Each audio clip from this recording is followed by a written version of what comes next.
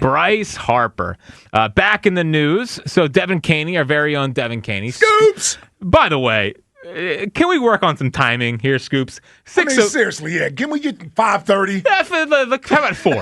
Yeah, 4:30. 6:03, right, leading into Broads. I mean, we're giving Broads the scoop of the century. What are we doing, Scoops? I thought about that on the way home Friday. I know. Yes. I was driving. As I heard Broads reading it over the air, and I'm like, what? Yeah.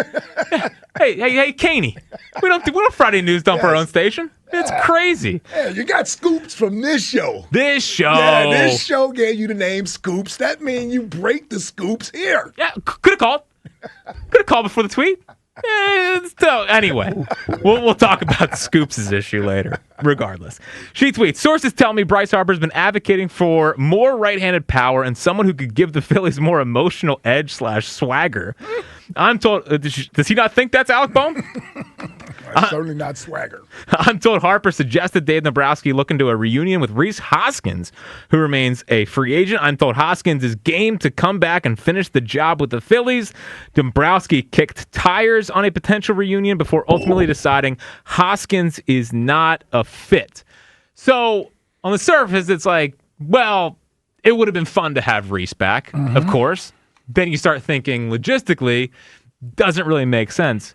And to me, this scoop from Devin, it's not really about Rhys. It's about Bryce not being happy with where the team is at. And maybe another wedge being divided between him and Dave Dombrowski, maybe John Middleton, and at least the front office of the team.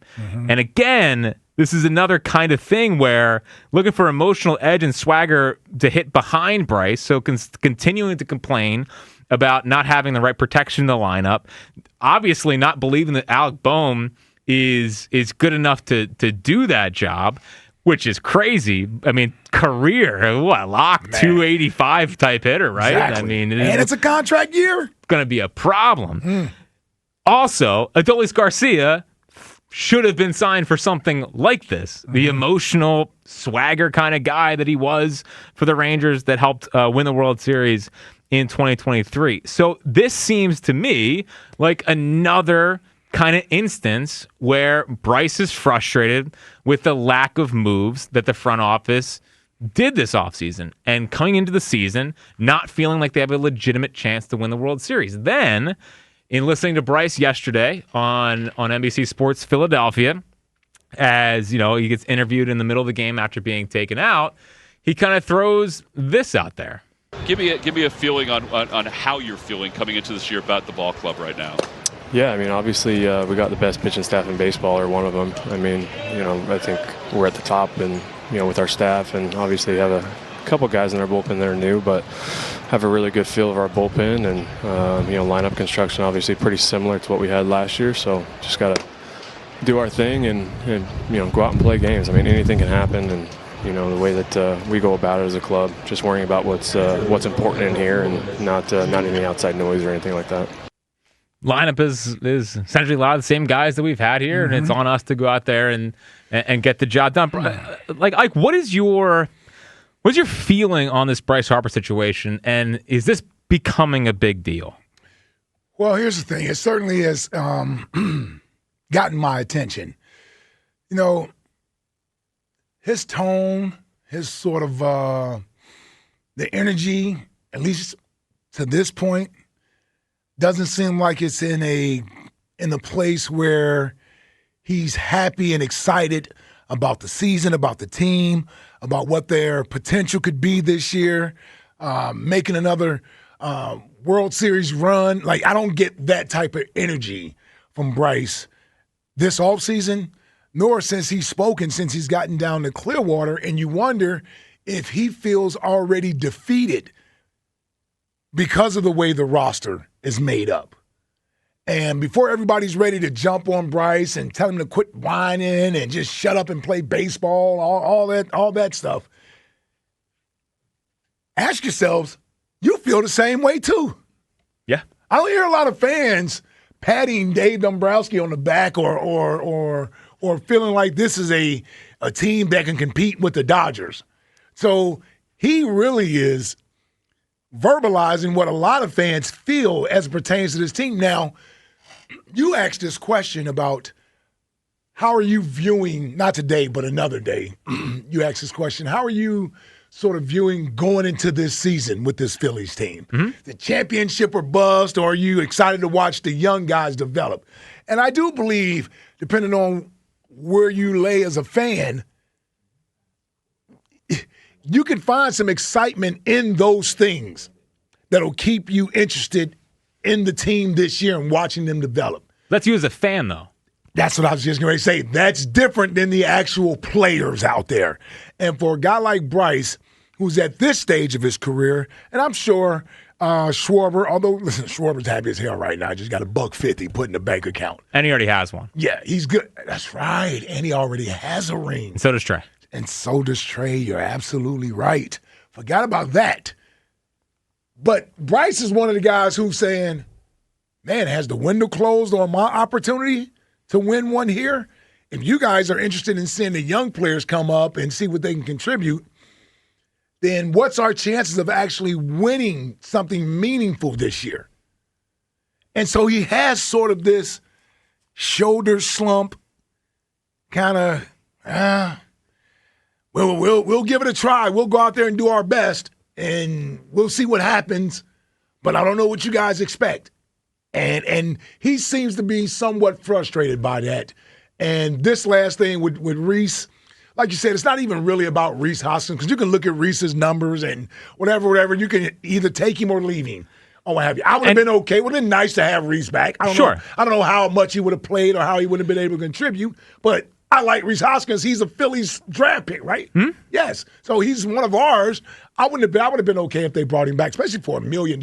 He signed a minor league deal. Yeah. He signed a minor league deal. I mean, the best Phillies first baseman drafted in the 5th round in Phillies history, for sure. Okay. I don't even know. I'm assuming Ryan Howard wasn't in the 5th round, or He was in the 5th round. They were both in the 5th round. I was like, I know you're doing something there, but I didn't remember where Ryan Howard was drafted at. 215-592-9494. Is this Bryce thing becoming a big deal? And you kind of hit on it there. Like it feels like he feels let down by Dombrowski, and in this case, Middleton as well. Like I think it's getting to the point where Middleton's got to have a sit-down conversation and say, hey, you're still our guy. We still believe in you, but like we have to figure this stuff out, because I think what's happening right now, like, is you are seeing a organization on a different timeline than its star face of their franchise. Yeah, and the face of the franchise is saying, "Hey, I'm 33. I've had little nagging injuries every year. Like my personal window to win a title might be shortening here." And I think maybe some of the lashing out, if you want to use that word, is him looking at his baseball mortality and saying, how many years of peak Bryce do I have left? Maybe a year or two to 3, hopefully 3 years at the most. And the organization saying, we're not signing Rhys Hoskins. We have to figure out if Otto Kemp can be a right-handed bat. What's the point in signing Rhys Hoskins when we are in kind of sort of not rebuild, but you're retooling on the fly here. We have to figure out if Justin Crawford can play center field for 150 games, stay out there defensively, hold his own at the plate. We have to figure out if Andrew Painter can be a top-of-the-line rotation. We're going to give him a start every 5th day. We eventually will figure out about Aiden Miller, and I think that he is just like, that's fine, but it's also hurting the team this year. Because they're not doing whatever it takes to go win a World Series and compete with the Dodgers, and I think that's what he's freaking out about. And that first press conference, when he talked about, we all made it about he's mad at Dombrowski for not calling him elite. Maybe he's mad at Dombrowski for the offseason more than anything else. Yeah. And the not elite thing was just like a trigger to him of, I know. And that's why I need you guys to go out and try to make this team as best as you can, and you're not really doing that. Yeah. Yeah, I would imagine all of those things are in there. I'm trying to avoid what could be looking through this long lens and saying this thing could be coming to an end. Of course. By 2028. Either one way or the other. Yeah. It's either him or Dombrowski. Yeah. Or it could be, both of them could be gone. And the reason why I say this is that I don't even know if John Middleton, next year is going to be such a crazy year with the lockout looming and everything. I don't even know how you're going to be able to quantify that season. So that could be a wasted season. Bryce knows that too. So if you're not legitimately a contender right now, and then who knows what next year is going to be, that's really 2 years. Bryce could be looking at 35 years old in 2028. And then what's the team look like? What's it look like around him? And where is he going to be at from a physical standpoint at that point? And that's where the team's like, well, that's why we have to figure out about Justin Crawford. We got to figure out about the kids. Yeah. So that's where it's like they're on just two different timelines. That's why I agree with him. And there's something there with the front office and him where it doesn't seem like there's a lot of face-to-face communication. It doesn't feel that, and they certainly don't feel like they're in lockstep. Yeah, it seems like, because Bryce has been a team guy, Mr. Middleton's going to do whatever, you know what I mean? He's been this way this whole time, and now it seems like he's drawn a line in the sand as I'm a player, I'm over here, and now I'm challenging management. Yes. Management is challenging him. It's not a good place to be. It's not. One of these days, he's going to have a Dave shirt on that says elite with a question mark. We're getting close to that territory. 215-592-9494 to get in. Is this Bryce thing turning into a big deal? And what's your theory on it? I mean, it's really been going on for months now, going back to the not elite thing, and we've all had our theories on it. What is your theory?